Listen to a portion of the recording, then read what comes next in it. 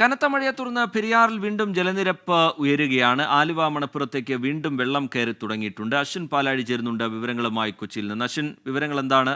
പെരിയാറിന്റെ തീരത്തെ പൊതുവായ സാഹചര്യം എങ്ങനെ? വീടുകളിലെ ഒക്കെ പുതിയ വിവരങ്ങൾ എങ്ങനെയാണ് അശ്വിൻ?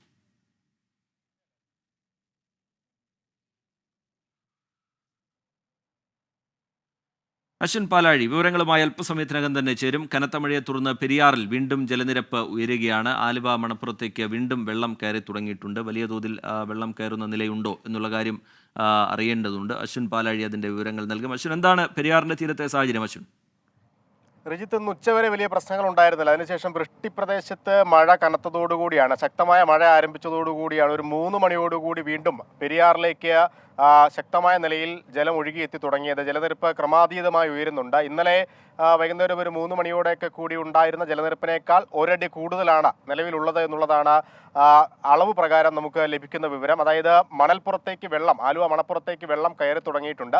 ഇന്നലെ രാവിലെയൊക്കെ കണ്ട സ്ഥിതിയിലേക്ക് അമ്പലത്തിൻ്റെ അടുത്തേക്ക് വെള്ളം എത്തുന്ന ഒരു സാഹചര്യമാണ് നിലവിലുള്ളത്. പ്രധാനമായും ഈ വൃഷ്ടിപ്രദേശത്തെ മഴ ഉൾപ്പെടെ, ഒപ്പം ഭൂതത്താൻ കെട്ടിൻ്റെ കൂടുതൽ ഷട്ടറുകൾ തുറന്ന് കൂടുതൽ വെള്ളം പുറത്തേക്ക് ഒഴുക്കാൻ തുടങ്ങിയതുമെല്ലാം ഈ പെരിയാറിലെ വെള്ളം ഉയരാൻ കാരണമായിട്ടുണ്ട്. നിലവിൽ എന്തായാലും അവിടെ ജാഗ്രത നിർദ്ദേശം നൽകിയിട്ടുണ്ട്. മേൽപ്പാലത്തിൽ ആളുകളെ കയറാൻ ഇപ്പോഴും അനുവദിക്കുന്നില്ല. കഴിഞ്ഞ ദിവസം അപകടകരമായ അവസ്ഥയിലേക്ക് അവിടേക്ക് ആളുകൾ എത്തുന്നതൊക്കെ ഉണ്ടായിരുന്നു. അതുകൊണ്ട് തന്നെ പോലീസിന്റെ നിരീക്ഷണം ഇപ്പോഴും അവിടെയുണ്ട്.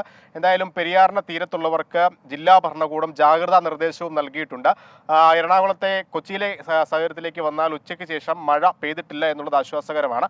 എന്തായാലും വൈകുന്നേരം രാത്രി ഇന്നലത്തേതിന് സമാനമായി വീണ്ടും മഴ എത്തുമോ എന്നുള്ളൊരു ആശങ്കയുണ്ട്. പക്ഷേ മഴ മാറി നിൽക്കുന്നു എങ്കിൽ പോലും പെരിയാറിൽ ജലനിരപ്പ് ഉയരുന്നു എന്നുള്ളതാണ് ശരി. നിലവിലെ അശ്വിൻ പാലാഴി വിവരങ്ങൾ നൽകുകയായിരുന്നു കൊച്ചിയിൽ നിന്ന്.